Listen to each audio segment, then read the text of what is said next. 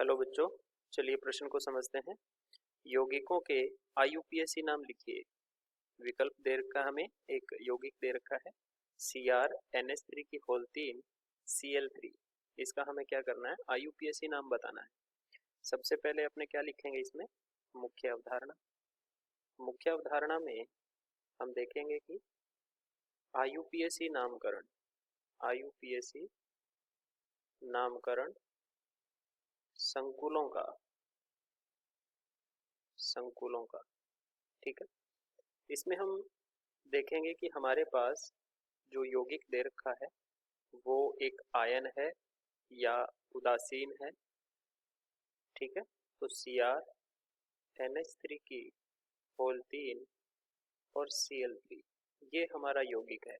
और हम जानते हैं कि इस पर कोई आवेश नहीं है, मतलब शून्य आवेश है। कुल इस संकुल के ऊपर कुल आवेश शून्य है, तो ये एक उदासीन संकुल यौगिक है। उदासीन संकुल यौगिक में हम केंद्रीय धातु परमाणु की ऑक्सीकरण अवस्था सबसे पहले निकालेंगे। ऑक्सीकरण अवस्था, ऑक्सीकरण अवस्था किसकी निकालनी है, Cr की, ठीक है, क्रोमियम की। तो ऑक्सीकरण अवस्था निकालने के लिए क्रोमियम को हम क्या मान लेते हैं, X मान लेते हैं, ठीक है। क्रोमियम को हमने X मान लिया। प्लस में NH3 जो लिगेंड है, एमीन जो है, इस पर आवेश होता है शून्य, और ये कुल 3 लिगेंड है, ठीक है। प्लस में 3 गुणा Cl पर आवेश होता है -1, और कुल आवेश इस संकुल का इसके बराबर में रखेंगे शून्य।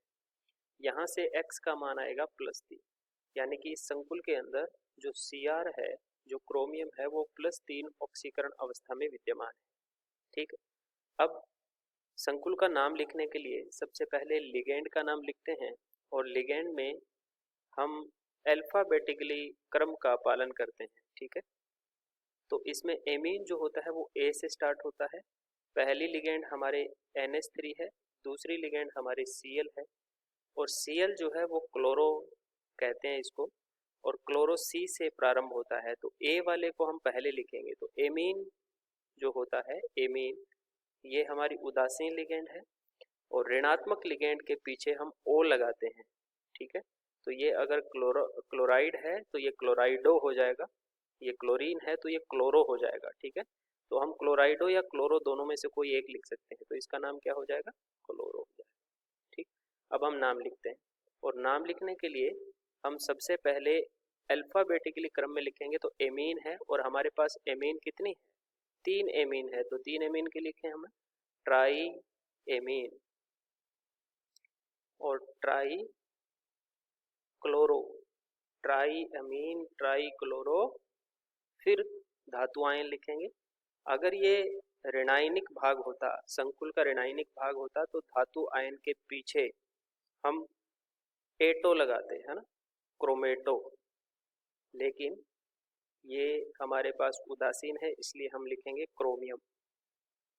जो नाम होगा वही आएगा, और फिर इसकी ऑक्सीकरण अवस्था, वो भी रोमन संख्या में, और वो है +3, यानी कि थर्ड में है। तो ये इसका नाम हो जाएगा triamine trichlorochromium. आशा करते हैं आपको समझ आया होगा। धन्यवाद।